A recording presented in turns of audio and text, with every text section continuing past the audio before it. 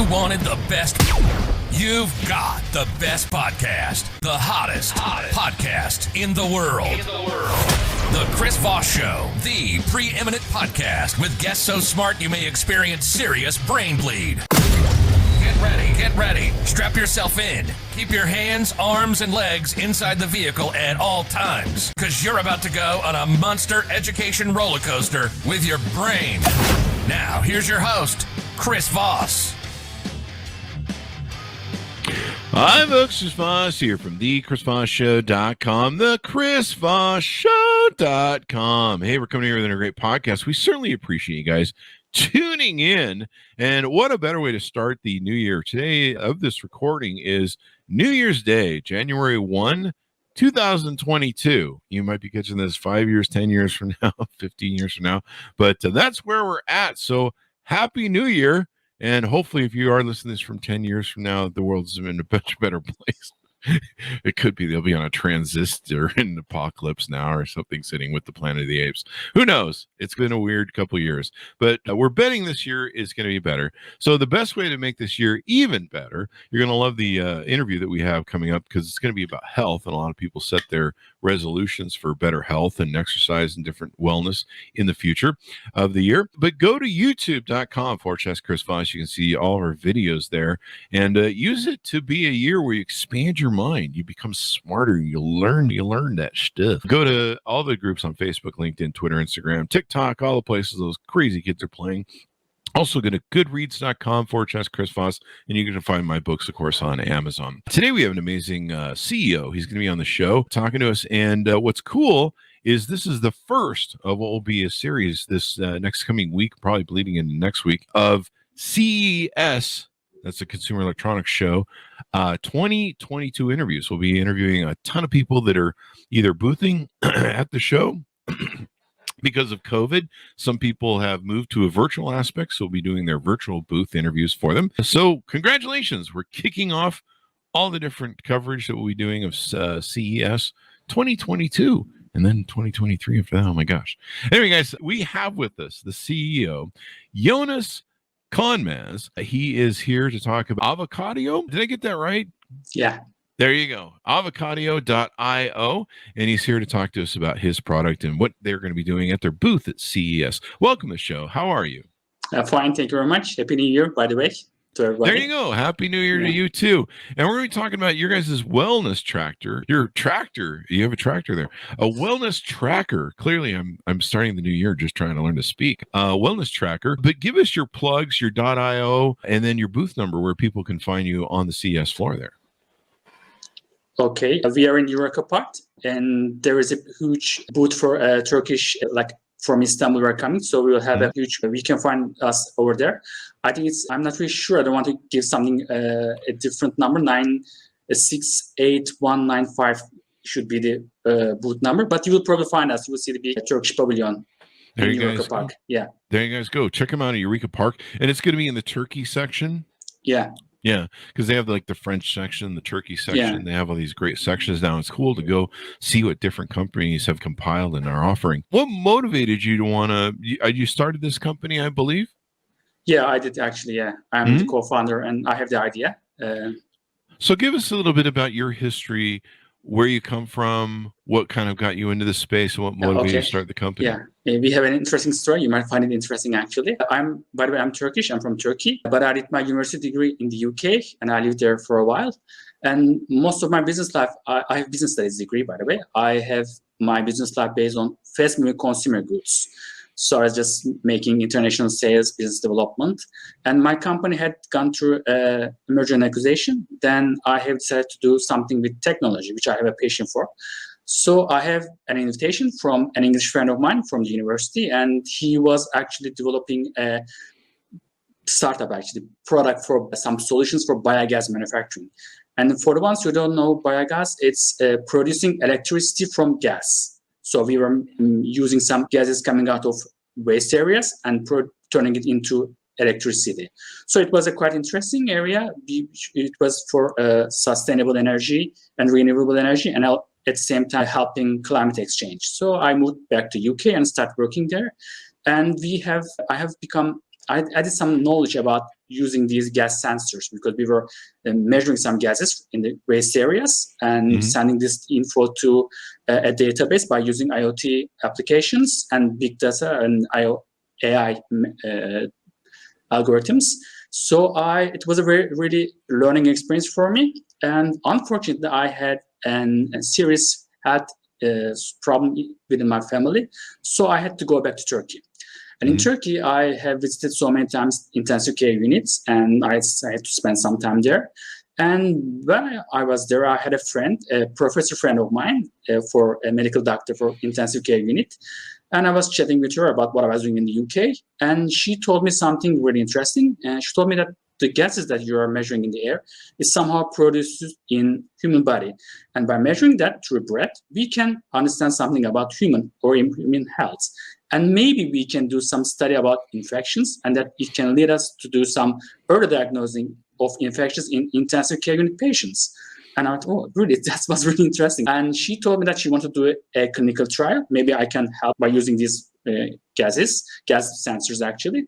So the main innovative approach here is to use these nanotech sensors, because nanotechnology is developing so fast, and it leads us that these sensors are relatively small and cost-effective, so we can have good results, and it could be a relatively affordable devices. We got the permissions to do this clinical trial in intensive care unit, and we have adjusted our sensors that could be used in intensive care.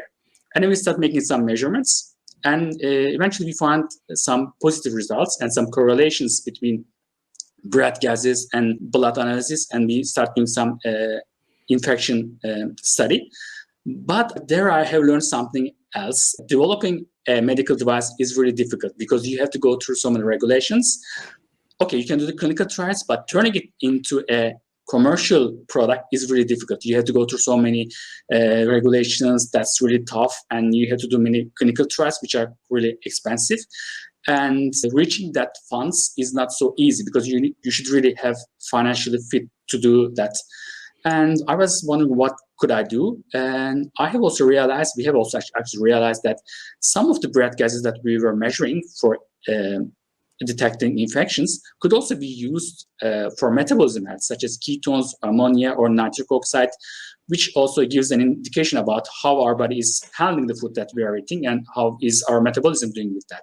Wow. So we thought that, that's much better idea. So we can focus into wellness rather than developing a medical device and turn it into a wellness device and give consumers some advice about their nutritional choices. And we have decided to focus on wellness, and we have changed our clinical trials into a wellness. So we have started doing some clinical trials with some people about their eating habits, and if they want to lose weight, how their losing weight process is going. And actually, I was one of the first guys who tried this product. And I normally have some in my life weight issues. I have been a little bit overweight. By the way, this is one of the main problems of the modern age. According to the World Health Organization, 52% of the world population is obese or overweight. And this is quite a huge number. Unfortunately, I was one of them. So I was trying so many different diets and couldn't manage to have a sustainable weight loss for a long time. And then I started using this device, our first prototype. And I have realized so interesting things about myself, how my body is handling the food that I'm eating and which foods could be good for me. And interestingly, I have very successful results, which I haven't managed to do for a long time. I lost quite a lot of weight, or I almost got into my size in university years, 20 years ago. I thought, this is a good product, and this could really be helpful for people and for customers, and we can just help about what they should be really eating. Mm-hmm. And then we have also scientifically validated what we were doing. We have published a scientific paper, and then we have started actually developing the AI part as well, because look, we're getting some measurements from the body, a biometric value, but we have to combine it with some data that we have collected from the user and provide them some advice. So we all have also started building an AI model that will help the people about their nutritional choices and what they would probably like or what they don't like. And of course, with the body data that we will combine these two and give people some advice so that they could really have a sustainable, if they want to lose weight, this should be doing without giving them so much pain Because when you say diet and weight loss, it's really difficult. But you can also do, I have realized that you can also do that. If you know what your body actually needs, and if you can combine it what you want, you can have sustainable weight loss. So I have been we have been working this for almost 2 years, and I lost so much weight, and still in 2 years I haven't gained anything. So so I found this product quite useful for myself. So now we are trying to provide the solution to everybody as much as we could reach, really. Now, this is pretty interesting. So you guys make basically what would be the equivalent of breathalyzers. We reviewed breathalyzers for drinking back in the day, where you could test yourself before you got on the road. And so basically you guys have created a little breathalyzer that looks like I believe a half avocado, and then it works with an app. Tell us why you chose an avocado shape as the basis for the device, and then what the app does. So we were actually, we were having a meeting with some friends, and we have this idea, we were producing this product, and what could be the name and what could be the shape. So a friend told us, okay, when you think about a diet and a healthy food that you want to eat is avocado. Yeah. But by the way, that avocado is a really healthy food that you can probably consume. And we thought, okay, maybe we should do something related with avokadio, something like that. So we were checking the domains which were available. So we found out that this domain is also available. So we can make it a commercial name with that. So this kind of happened like this, really. Oh, wow. Wow. On the app, you breathe into the thing. It represents healthy avocados for you. What sort of features are in the app? We have, we first of all get some information from the user as well, like age, height, weight, and do daily routines as much as we could. And we combine this data with the biometric data that's coming from the device. It connects together. And then there is an AI model working in the backend, and then trying to understand what consumer likes. We start giving some meal plans for the users daily. And then we also have the possibility to change, like or dislike what we were suggesting. So the users, if they don't like what we suggest them, they can change it, or they can say, we don't like this. So we have an AI model, which is also learning from you and combining this biometric data, which is coming from your breath. So it's, of course, this artificial intelligence, AI, is a kind of popular, and everybody says that they are doing something with AI, but on reality, this AI models usually depends on the data. The more data you can provide, the better result that you can really get. So we have we trained our models with our clinical trials, with beta users, but it will be much better when we have more users and people using it a lot, and they will probably learn about you when you start using it. The first result could not be so perfect, but when you start using the device, it will learn more about you and give you much more related, or the suggestion will be more likable by the consumer, actually. So basically, when I wake up in the morning, maybe I get on the scale, put the scale numbers in, and then blow into this thing? Is that the regimen? Yeah, you can use the device like regularly during the day when you wake up and early before having breakfast, because it gives an indication about what you did yesterday after a sleep, and almost 1 hour after each meal, so that you will probably know how your body is metabolized what you have eaten for breakfast or lunch or dinner.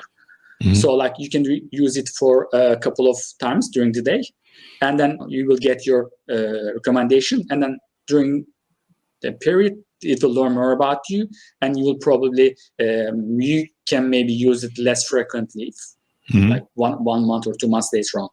Oh, wow. What if you're on multiple diets? I'm looking at your site here, ketogenic, you're on keto or vegan or Mediterranean, high protein, clean eating. Does it work with all these different diets that are out there?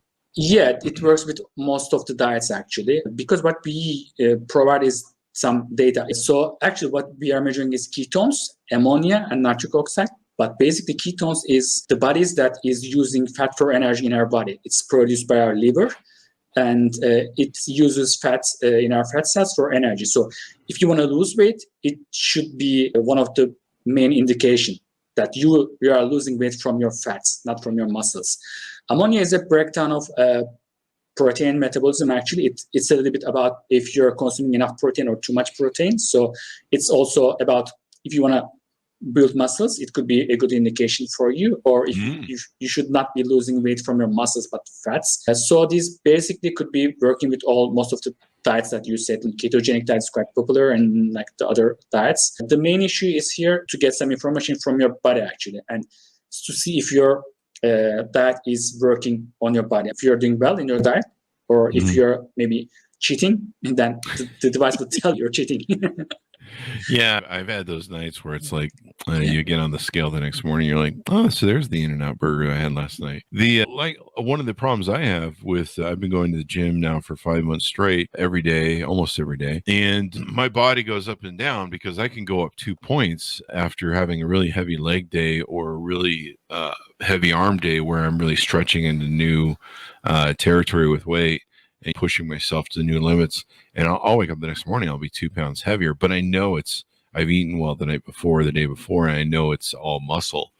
And, but yeah, having that data and understanding what's going on with your body is pretty brilliant. And yeah, the body gives away a lot through its breath. Do you see more advancements in the future of this technology to where you can monitor more stuff, or maybe, I don't know, does the app integrate yet with the different fitness apps? You probably eventually have to get that done.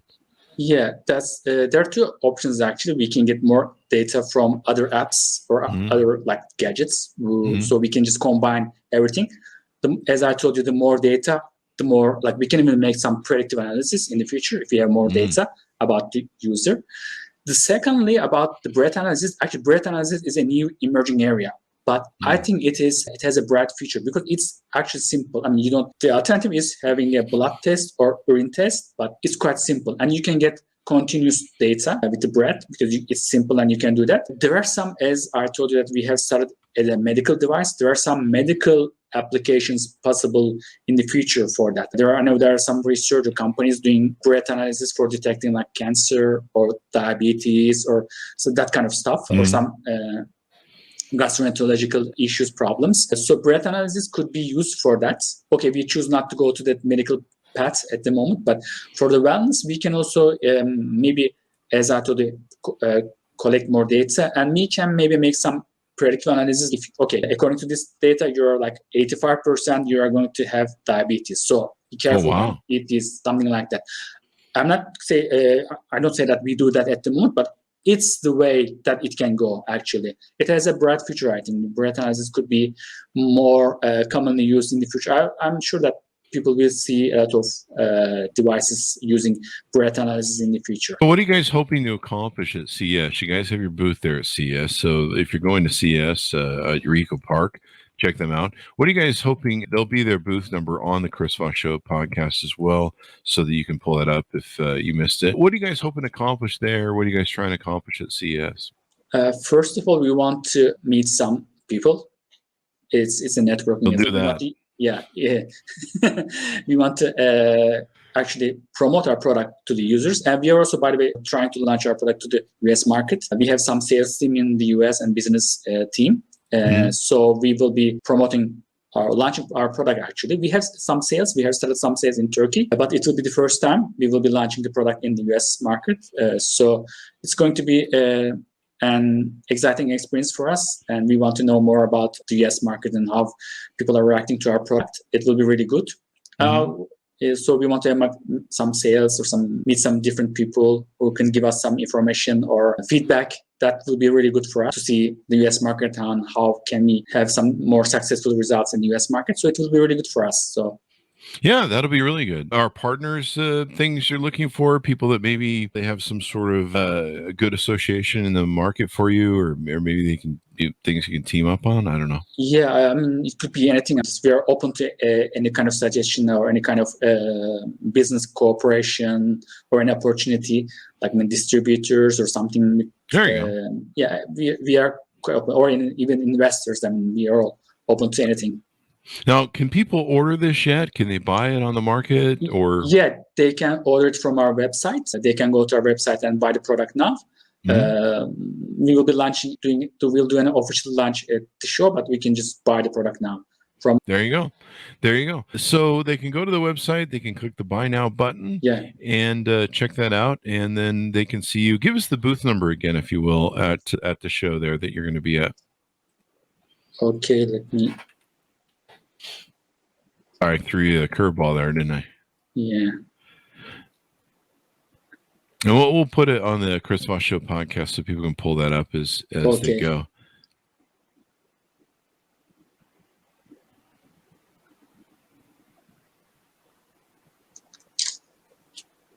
I couldn't find it. I'll just put on the. Yeah. I'll just put on the. Okay. I'll link it on the show, and people got it at the beginning of the show. If you saw the beginning of the show, you got it. You should be writing everything down, people, as we go. So make sure you have notes. So this has been pretty insightful, man. It's really cool, the technology that's out there. It's probably much cheaper to maintain your health and do stuff with your device than what it costs to go to a doctor. That's for sure. Yeah. That's definitely one of the things that we want to actually accomplish. I mean, we are trying to have this is a wellness device, but you can provide some self-care without going to the point when you can just use it at home, and you don't really have to go to a doctor, and you can just use it for your wellness and for your self-care actually. So this is something that really has a future. That's one of the things that we have seen during this epidemic crisis, is that it's really difficult sometimes for you to go to the point, but you can just use it at home. Like digital healthcare is going to be one of the main features of the future. I mean, that we will be seeing out of products like that as well. I think it has some bright future, these kind of like applications, products, and digital health care products. Definitely. Anything more you want to touch on before we go out? I think I have said everything that I could probably. But basically, one of the things that probably have about modern age is that we are becoming more unhealthy in terms of metabolic. So we are having unhealthy metabolism. I think creating eating habits and providing wellness is going to be really essential for us. It's not only about physical appearance, but also for preventing some like chronic disease, diabetes, insulin resistance, etc. So we should be really careful about what we eat, because you told me that you were going to gym, but gym is also important, but maybe 70% of the success comes from the diet actually. 30% gym, 70% diet. So if you don't eat properly, even if you go to the gym, you won't probably achieve the goals that you really want to have. It should be a combination of both, really. Most definitely. Yeah. The more you can, that's what I think about now. I focus a lot on prevention and quality of life, especially them. I think everyone right now, they're doing that right now. Everyone's making resolutions. I'm going to lose weight. I'm going to eat healthy. I'm going to be better this year. So this is a great way to kick off the first year to start. And then, of course, if you're at CES show, check out their booth at Eureka Park and all that good stuff. Thank you very much, Yunuss, for being on the show. This is pretty insightful and pretty amazing. Okay, thank you very much. Thank you. Thanks, Mounties, for tuning in. And give us your plug one more time where people can find you guys on the interwebs. It's Avokadio.io. Mm-hmm. There you go, guys. Avokadio. Yeah, Avokadio. You can find us. Don't forget the .io. That's really important. So, guys, go check it out. Go to youtube.com/Chris Voss. Subscribe to everything we're doing. You're going to see our CES coverage that's coming up. Tomorrow, we got a whole mess more CES pre-interviews. And I think, we got like 30 interviews or something over CES. So it's going to be pretty amazing. Also, go to goodreads.com/Chris Voss. See my book on Amazon. Also, go to all the groups on Facebook, LinkedIn, Twitter, Instagram. Be safe. Set some good goals for this year and stay on them, folks. Stay on them. Thanks for tuning in, and we'll see you guys next time.